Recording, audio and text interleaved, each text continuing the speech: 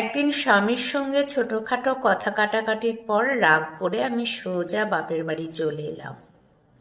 বেরোনোর সময় জোর গলায় বলে এসেছিলাম, তোমার সংসার আমি করব না।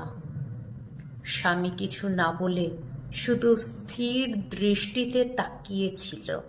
বাড়িতে পৌঁছাতেই দাদা বিস্মিত হয়ে জিজ্ঞাসা করল, কি রে দিদি, হঠাৎ এলি যে? আমি একটু বিরক্ত হয়ে বললাম, কেন, আমি কি আর বাপের বাড়ি আসতে পারবো না নাকি? দাদা হেসে বলল, সে কথা নয়, তবে সাধারণত তোকে তো দেখেছি তুই জানিয়ে তারপর বাপের বাড়ি আসিস, তাই আজ না জানিয়ে এলি বলে জিজ্ঞাসা করলাম। এমন সময় বৌদি মুচকি হেসে খোঁচা দিয়ে উঠল, ওহ দারুণ, দিদির জন্যই দাদা বাজারে যাবে বুঝি? বাবা মা এলে তো বাজার করার নামটাই মুখে আনে না, দিদি এলো মানেই বাজারে দৌড়।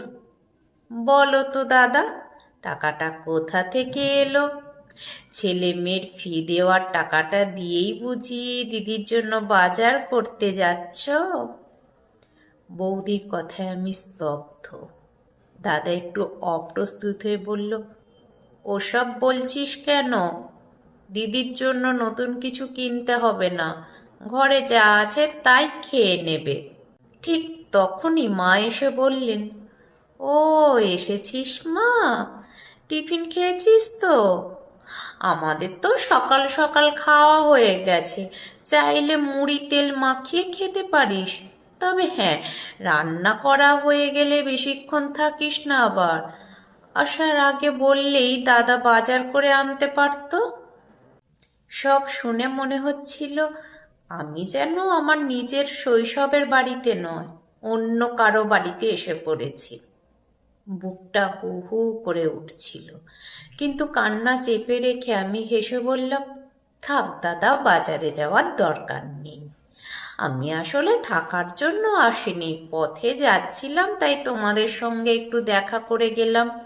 এখন যাই। মা অবাক হয়ে বললেন, এখনই যাবি?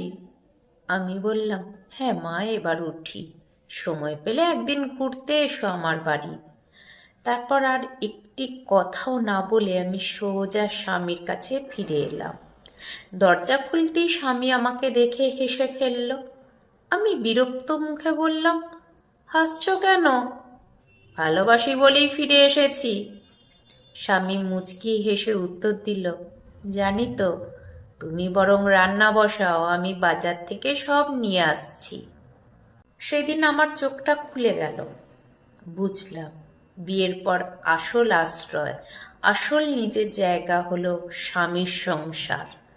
বাপের বাড়ি যতই আপন মনে হোক, বাস্তবতা হলো স্বামীর ঘরেই মেয়ের আসল ঘর।